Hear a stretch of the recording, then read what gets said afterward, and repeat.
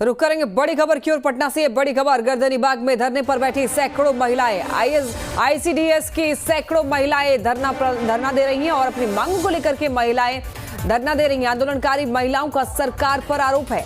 उनका कहना है कि कम मानदेय को लेकर सरकार से शिकायत की और शिकायतों पर संज्ञान नहीं ले रही है सरकार। तो मांग न माने जाने पर आत्मदाह करने की भी बात कही गई है। तो आईसीडीएस की सैकड़ों महिलाएं राजधानी पटना की गर्दनीबाग धरना स्थल पर धरना पर बैठी हुई हैं और इन महिलाओं का ये कहना है कि सभी आंगनबाड़ी पर्यवेक्षिका हैं और आंगनबाड़ी से जुड़े जितने भी विकास कार्य चलाए जाते हैं इनकी सहभागिता रहती है, चाहे टीकाकरण हो, पोषाहार योजना हो या गर्भवती महिलाओं की सुविधाओं से जुड़ी योजनाओं को उन तक पहुंचाना हो।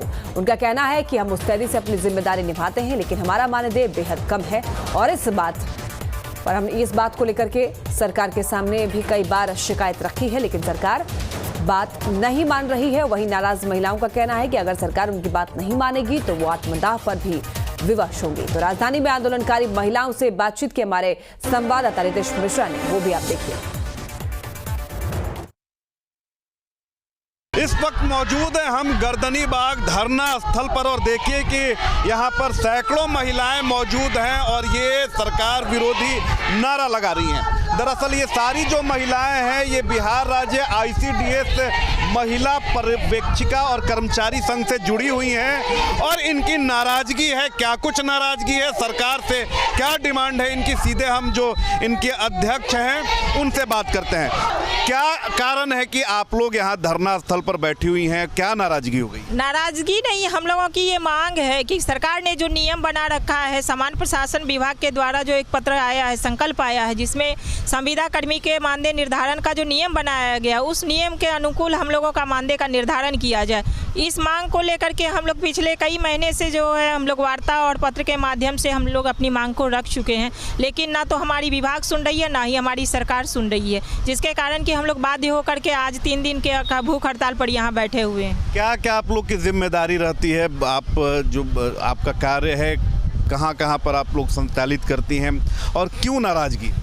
नाराजगी इसलिए है कि हम लोग का जिस हिसाब से काम हो रहा है उस हिसाब से हम लोगों को पैसा सरकार नहीं दे रही है। सरकार का जो हम लोग का काम है आईसीडीएस का कि बच्चे को और गर्भवती माता और धात्री माता को कुपोषित मुक्त करना, कुपोषण दूर करना, और हम लोग को इस हालत में सरकार रोड पे लाके खड़ा कर दी है कि हम लोग खुद कुपोषण के शिकार हो रहे हैं। आज हम लोग रोड पे खड़े हो गए हैं, तो हम लोग इससे में कैसे काम कर सकते हैं? सरकार खुद चिट्ठी निकालती है हम लोगों के लिए और खुद उस पर अमल नहीं कर रही है, वो चीज़ लागू नहीं कर रही है। देखिए, सबसे बड़ी बात है कि आंगनबाड़ी की जो भी मॉनिटरिंग होती है ये सारी महिलाएं करती हैं, लेकिन इनकी जो मांग है, मानदेय की प्रमुख मांग है, उसे सरकार पूरा नहीं कर पा रही है।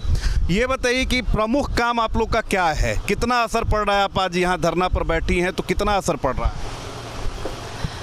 हम लोग का प्रमुख काम आंगनबाड़ी पे जो भी सेवाएं दी जाती हैं सरकार के द्वारा उनको लागू कराना, टीकाकरण, पूरक पोषाहार, स्कूल पूर्व शिक्षा, और अभी जो जाति आधारित जनगणना है उसमें भी हम लोग एज ए मजिस्ट्रेट हम लोग ये हैं, तो असर तो सारे कामों पर पड़ रहा है। चलिए, चलते चलते सवाल आपसे है, क्योंकि आप ही लीड कर रही हैं, कि अगर इस बार सरकार सुन लेती है तो चलिए बढ़िया है, अगर नहीं सुनती है फिर क्या कुछ आगे रणनीति होगी?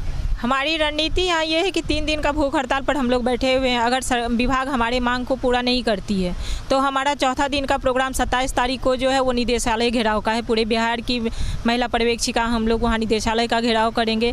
बावजूद इसके भी अगर सरकार नहीं सुनती है, विभाग ने पत्र जारी नहीं किया, तो हम लोग 28 तारीख को सचिवालय के समक्ष आत्मदाह के लिए बाध्य हैं।